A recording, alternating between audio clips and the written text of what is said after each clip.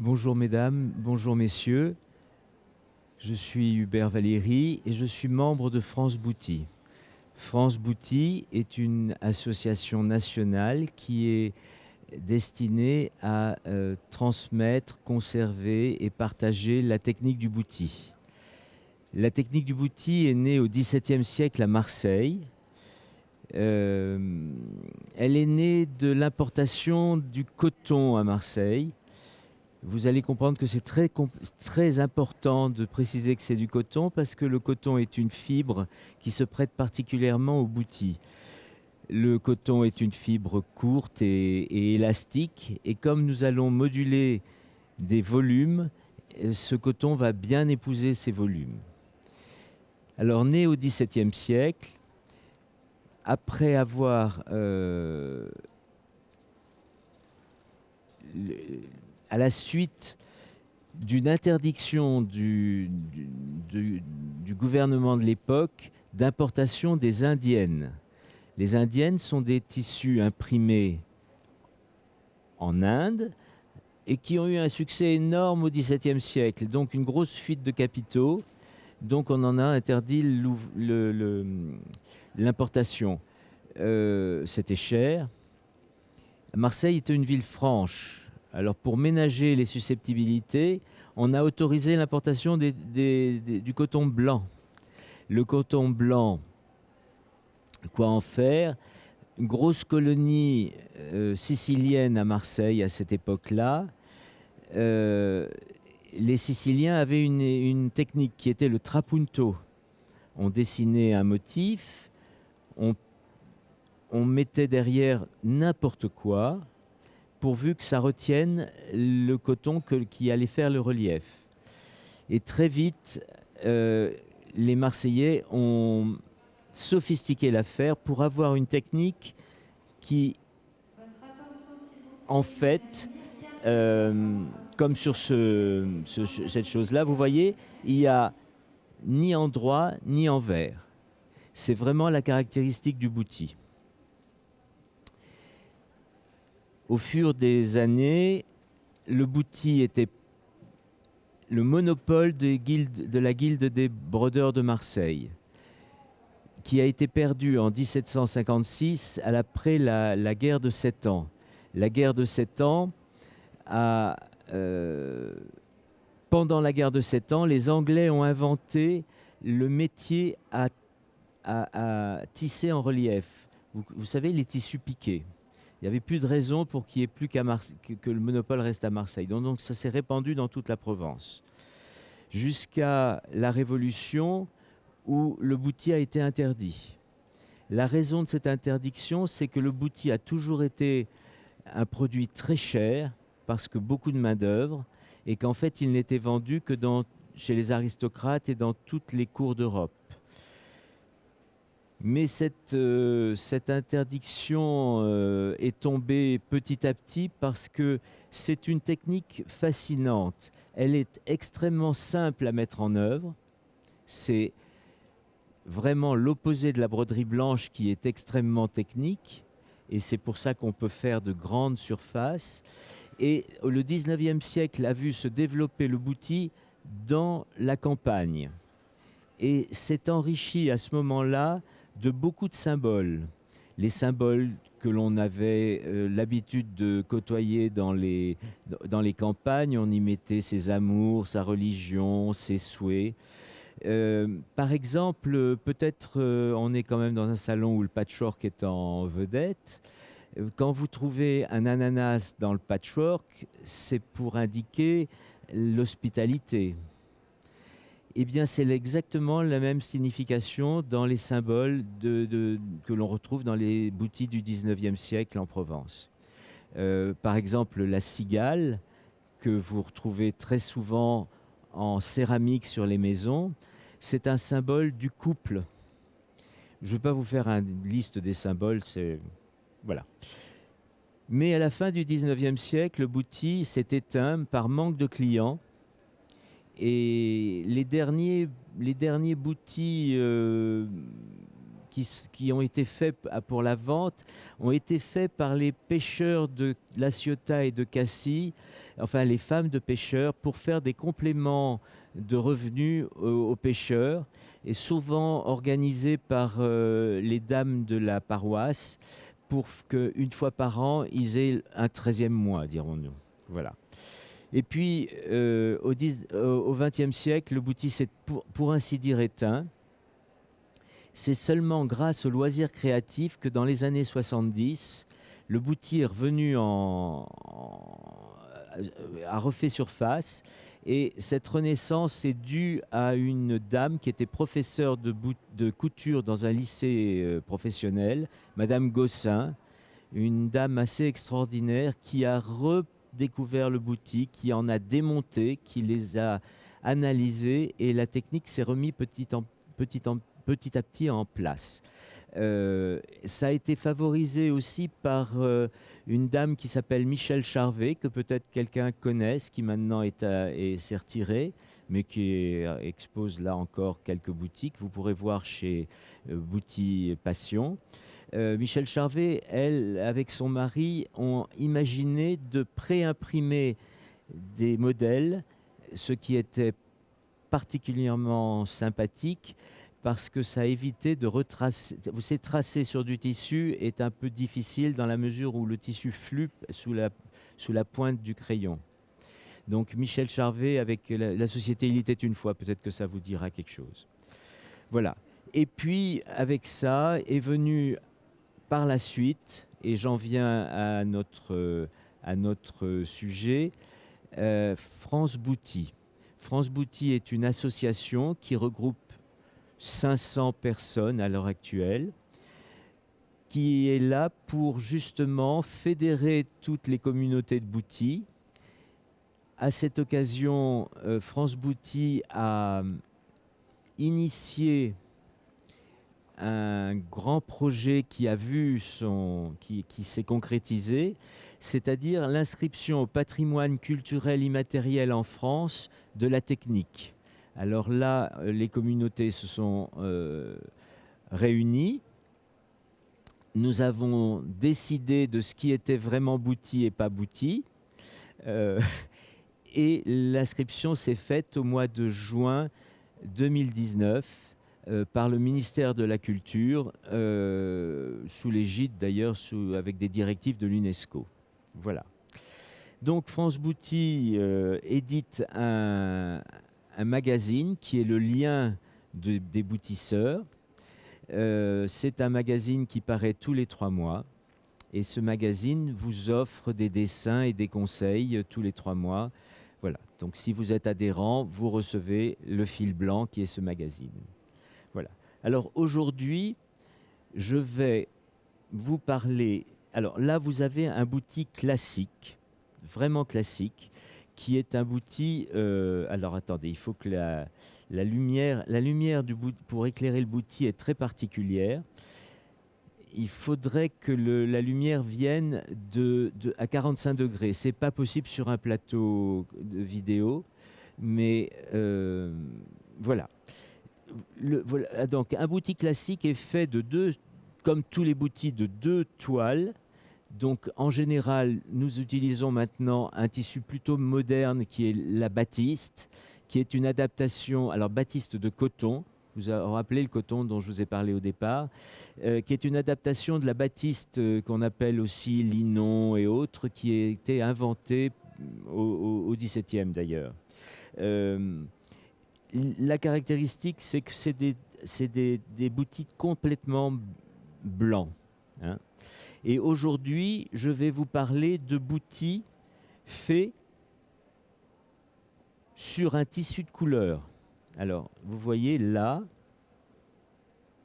vous avez dans le fond 2 tissus de couleur. Vous avez du denim et un batik. Ce qui, sur l'endroit, parce qu'en fait là, il y avait un sens de lecture qu'on a préféré. Sur l'endroit, vous voyez derrière le méchage des zones vertes mais pastel qui sont ces tissus qui transparaissent. On appelle ça le bouti d'ombre. C'est-à-dire qu'il y a plusieurs façons d'utiliser la couleur dans le bouti.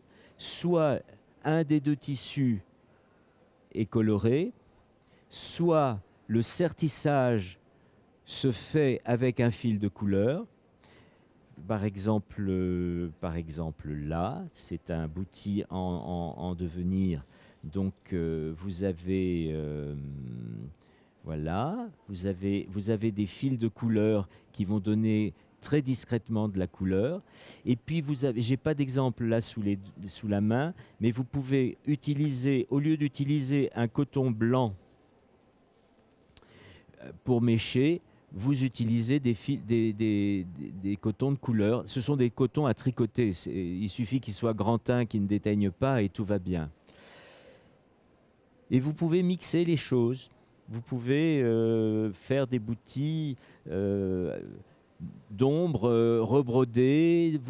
Vraiment, il n'y a pas de limite dans la mesure où, à la fin, le volume primera sur le graphisme. C'est l'intérêt du bouti, c'est une œuvre en relief, n'est-ce pas? Alors, comment se fait le bouti? Vous avez deux tissus et plusieurs façons de piquer les deux tissus. Vous pouvez... Alors, je vais vous donner ce que moi je préfère, parce que l'idée, c'est de faire quelque chose de recto verso, et rien de tel que le point avant. Vous avez exactement le même aspect devant et derrière. Ceci dit, au départ, le bouti se faisait avec un point de piqûre, et ça s'appelait la piqûre de Marseille. Quand c'était le monopole de la Guilde des brodeurs de Marseille, c'était le point qui était utilisé. Quand ça s'est libéralisé, eh bien, on a trouvé que c'était plus économique de faire du point avant, et qui plus est, les deux faces étaient les mêmes. Parce que quand on fait du point de piqûre, il faut faire un très petit point pour pouvoir avoir de l'autre côté, on a un point de tige derrière un point de piqûre. Un point de tige si petit qu'il va se confondre avec le point de devant. Donc voilà. Et puis, une autre façon de donner plus d'importance à une couture, c'est de la surjeter. Donc un point avant surjeté. Alors là, je ne sais pas, peut-être que c'est trop... Voilà, c'est peut-être un petit peu loin, mais vous voyez, là j'ai un point avant jaune surjeté en rouge. Ah, on le voit mieux là. Voilà. Voilà, vous voyez, et donc ça donne de l'importance aux coutures et ça va pouvoir vous donner une hiérarchie. Alors ça peut être fait blanc sur blanc, couleur sur même couleur ou couleur sur une autre couleur. Voilà. Vous voyez sur celui-là où il y a très peu de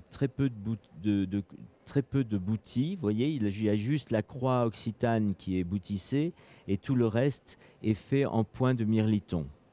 Point avant surjeté, point de mirliton. Voilà. Alors, comment coudre les deux tissus ensemble?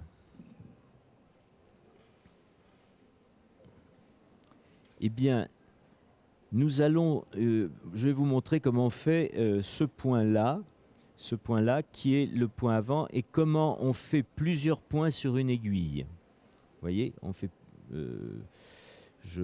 voilà, j'ai vu que quand c'était, vous voyez, il y a plusieurs points sur une aiguille. Alors c'est une aiguille courte qu'on appelle demi-longue parce que l'idée c'est qu'il ne faut pas qu'il y ait un gros bras de levier. Donc pour pouvoir revenir dessus. Dans le bouti, nous travaillons tendu, toujours tendu, aussi bien au sertissage. Le sertissage est l'action de suivre les lignes du dessin pour coudre les deux tissus. Donc on sertit le dessin avec une couture. Et puis après, nous aurons la phase du méchage. Mais au sertissage, pour faire un point régulier, une méthode qui est en fait inspiré du quilting américain, c'est-à-dire qu'on va utiliser des dés à quilter. Ce sont des dés qui ont des cuvettes, mais si vous faites du patchwork, vous savez tout ce que c'est. Et puis, bien sûr, on va coudre en utilisant les 2 dés. Alors,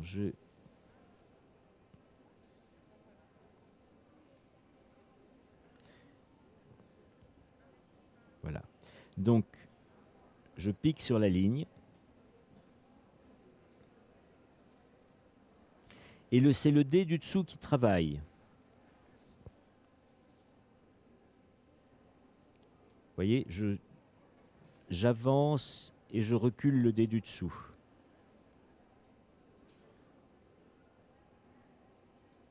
Voilà.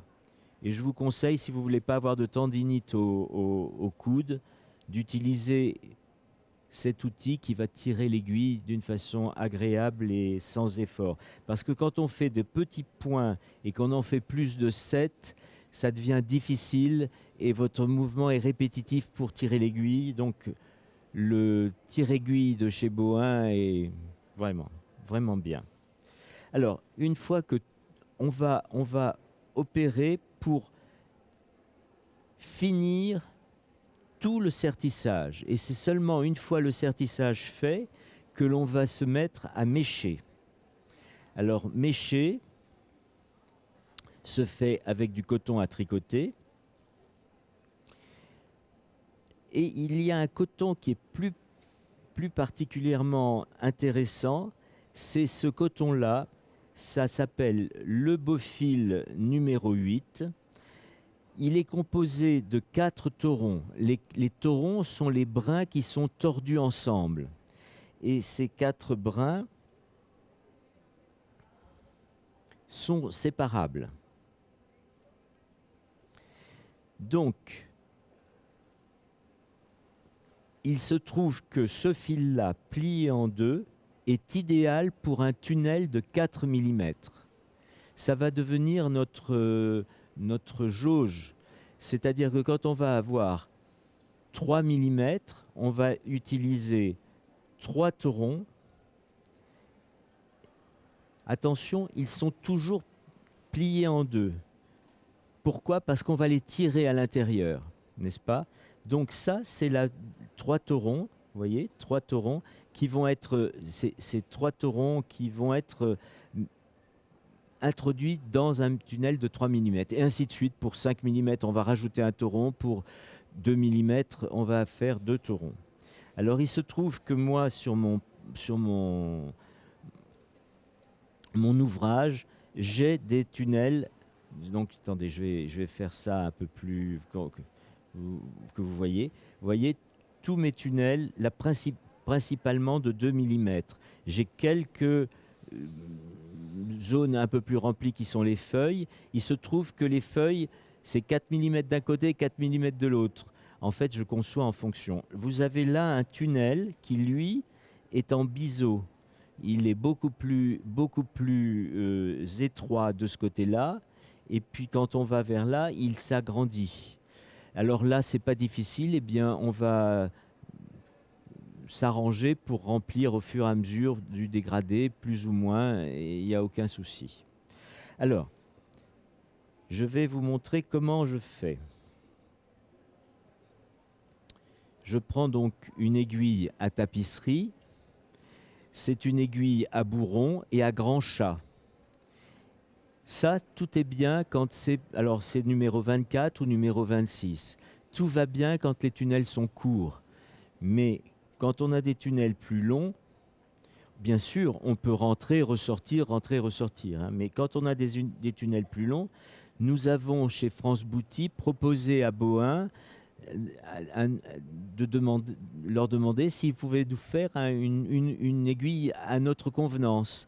Et nous avons cette aiguille. Alors, je vais peut-être la poser là pour que vous la montrez plus facilement. C'est une aiguille qui est longue, qui n'est pas trop épaisse pour pas blesser le tissu quand on passe à travers. Elle est vraiment parfaite. Elle est bien mieux que les anciennes, celles qu'on utilisait jusqu'au début du Bouty, de la renaissance du Bouty. elles étaient trop grosses parce qu'on utilisait encore du drap qui était un tissu beaucoup plus gros et plus épais. Et puis il y a une autre aiguille que j'ai fait faire il y a maintenant un moment, que j'ai aussi demandé à Bohin, qui a eu la gentillesse de me la réaliser.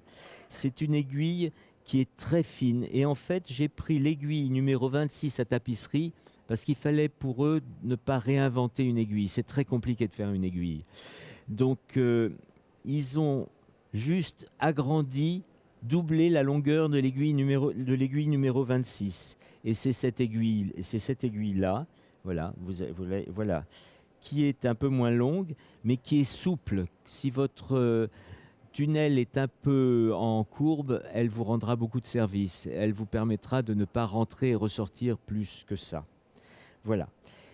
Donc, une fois que nous avons tout le matériel, je vais prendre une aiguille pour remplir, par exemple, pour remplir ce tunnel. Vous voyez cette herbe-là, je vais la remplir. Je prends un morceau de fil ordinaire, c'est du fil à coudre, que je vais plier en deux et faire une boucle. Cette boucle va me permettre de tirer à l'intérieur la mèche. Et ce qui est intéressant, c'est que ça ne va pas abîmer le tissu. Si vous montiez directement ce fil sur le chat, ça ferait une grosse épaisseur. Il y a des grandes chances pour que vous ayez un trou. Ça va casser la fibre du tissu. Alors que là, on va se glisser dans la trame du tissu sans l'abîmer. Il est certain qu'une fois que tout sera réalisé, le lavage est une phase indispensable puisque le lavage va recontracter le tissu naturellement, parce que j'ai oublié de vous dire que c'est toujours fait sur du tissu non lavé, parce qu'on utilise le premier rétrécissement du tissu pour justement resserrer les trames et donner plus de gonflant, puisque ça sera plus contracté, hein. Alors, d'une façon générale, la boucle, et je mets à cheval ma mèche. Et à ce moment-là, je rentre. Alors attendez, je vérifie que vous voyez bien. Je rentre à un bout du tunnel.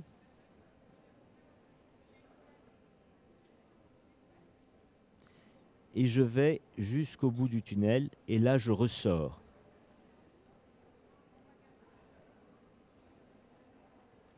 Voilà. Je pose ma mèche le long du tunnel pour en avoir la dimension. Et c'est en faisant une tension entre le lasso et la mèche, et en faisant avancer l'histoire pour que ça rentre très facilement. Voilà, voilà. Une fois que la mèche est rentrée dans le tunnel, je coupe. Et avec le chat d'une aiguille ordinaire, j'ai sorti toutes les aiguilles, voilà, elle est là. Avec le chat d'une aiguille ordinaire, c'est comme une petite palette, je vais pousser à l'intérieur l'extrémité de la mèche qui est encore vers l'intérieur, l'extrémité de la mèche qui est encore à l'extérieur. Voilà. Alors ça, c'est la méthode du lasso ouvert que l'on enlève simplement comme ça. Il existe une autre méthode qui est une boucle fermée, c'est un lasso fermé. Dans ce cas-là, vous êtes obligé de ressortir la mèche et de l'autre côté pour finir l'ouvrage. Alors, moi, j'aime beaucoup le lasso ouvert parce que, en fait, il n'y a aucune difficulté. Le chat de l'aiguille étant très grand, on n'a aucun problème pour passer la boucle dans le chat. Voilà. Voilà. Donc, l'idée, c'est que une fois méché, ce bouti d'ombre va avoir l'avantage, méché en blanc, ce qui va donner l'unité à l'ouvrage, mais toutes ces couleurs vont apparaître par transparence. Ça va vous faire quelque chose de doux et qui va respecter l'esprit du bouti. Cette couleur, on peut agir, vous vous rappelez tout à l'heure, sur la couleur des coutures. Là, ça va être difficile de vous le montrer, mais vous pourrez peut-être tout à l'heure vous approcher. J'ai mis beaucoup de couleurs dans le sertissage des herbes et du reste d'ailleurs, parce que j'ai souhaité que ça ne soit pas un aplat, que ça vibre. Mais je n'ai pas choisi de couleurs trop marquantes pour que toutes elles se fondent dans l'histoire. Et ça va encore influer sur la couleur du tissu de fond. En fait, on peut vraiment s'amuser à jouer et à peindre son bouti à l'aide du sertissage, n'est-ce pas? Voilà. Voilà, mesdames, si vous avez des questions, c'est avec grand plaisir que j'y répondrai. Je vous en prie. Alors, pour les fils, moi j'utilise des fils qui s'apparentent au numéro 40.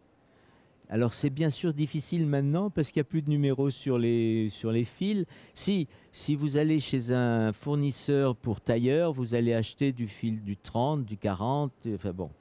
Mais le numéro 40 est intéressant parce que ce qui est intéressant dans l'esthétique du bouti, c'est vraiment la couture. C'est celle qui émeut le chaland. Hein, on se dit, tiens, regardez quel joli petit point, regardez, là le point est un peu plus long, là le point... C'est vraiment intéressant de voir la couture. Donc, surtout pas de fil à gants. Le fil à gants est spécialisé pour faire des appliqués ou des coutures invisibles. Et c'est pas recommandé dans le bouti. Vous voyez que quand je fais un point avant, j'agrandis le point pour qu'il se voit mieux quand il est en couleur. Quand je le surjette, c'est encore pour lui donner plus d'importance. Donc ça serait un non-sens d'utiliser du fil à gants. Voilà. Oui, j'introduis un nœud, mais je fais très attention au plan de méchage. Donc dès le départ, alors en général, j'ai toujours le modèle qui est bon, moi il est imprimé sur mes, mais j'ai toujours un plan de méchage, c'est-à-dire un plan avec des zones grises et des zones blanches pour savoir ce qui va être méché, ce qui ne va pas être méché. Et je vais laisser ce nœud entre les deux tissus dans une zone qui va être méchée. Toujours. Et je fais un point d'ancrage à chacune de mes coutures. C'est-à-dire que je vais faire une sorte de... Je ne dis pas un point arrière, parce qu'un point arrière voudrait dire que je ressors plus loin. Non, je commence avant le début de la couture, très près. Je pique sur le début de la couture et je repasse dans ce même trou où j'ai insté. Ce n'est pas un point arrière, mais c'est un point d'ancrage qui s'y apparente. Et je finis mes coutures de la même façon. Et si je change, je passe d'une couture à l'autre, je vais réintroduire le fil entre les deux tissus dans ce tunnel qui va être méché.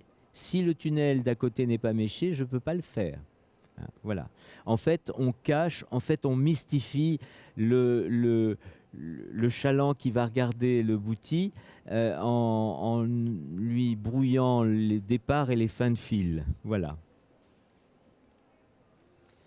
Voilà. Sinon, quelqu'un d'autre? Oui. Alors là, c'est un bouti d'ombre que vous voyez, ça va pas avoir beaucoup d'intérêt de voir. Vous voyez, là, vous voyez méché. Et en fait, ça n'a pas beaucoup d'intérêt parce que on ne voit pas les volumes. Alors, je ne vais pas me préoccuper. Ça sera très correct, parfait même, j'espère, le plus parfait possible. Mais je ne vais pas le traiter. Par contre, si c'est un bouti blanc, ou pastel, dont j'aurai la vision des deux parties.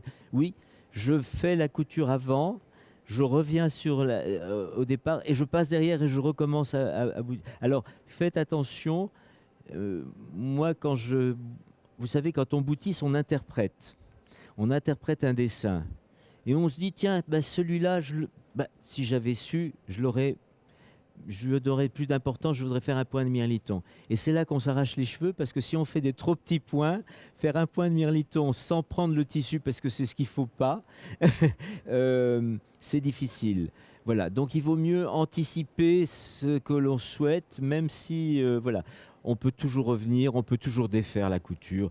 Vous savez, quand j'ai commencé à faire du bouti, j'étais émerveillé de pouvoir revenir en arrière, effacer, tirer le fil. Après, ça a été de plus en plus difficile parce que mes coutures étant de plus en plus serrées, on a de plus en plus de mal à défaire. Mais quand j'étais architecte, un trait, bon, vous savez comment on appelle les architectes? Entre nous, on s'appelle des gratteurs. Parce que pour effacer un trait, moi j'ai commencé du temps où on travaillait sur du papier.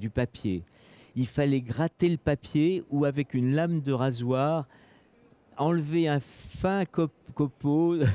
Et voilà. Et donc on était plus des gens qui étaient habiles à la lame de rasoir qu'autre chose. Et quand je me suis mis à la couture, enfin à la broderie, parce que j'ai aucune notion de couture, j'étais ravi de pouvoir avoir des repentis. Voilà. Quelque chose d'autre? Eh bien, je vais vous remercier, mesdames, messieurs. C'est très gentil d'avoir prêté attention à mes propos. Et puis, eh bien, écoutez, nous avons France Bouti, nous avons un stand, mais je vois des gens qui sont déjà passés. Et puis, il y a deux boutiques qui sont plus spécialisées dans le bouti. Vous avez Passion Bouti, j'ai une chose que je ne vous ai pas montrée. Je ne vous ai pas montré la dernière parution de France Bouti, qui est un résumé de la technique du bouti, apprendre le bouti et transmettre, que vous pourrez feuilleter sur le stand. Et le dernier de mes livres, qui est en fait un cahier de dessin sur lequel vous allez trouver des motifs et des fonds, des alphabets qui sont vraiment dessinés pour le bouti et non pas adaptés de la broderie blanche ou d'autres broderies. Ce qui en fait des motifs beaucoup plus faciles à mécher et à broder. Voilà. Merci, messieurs, dames.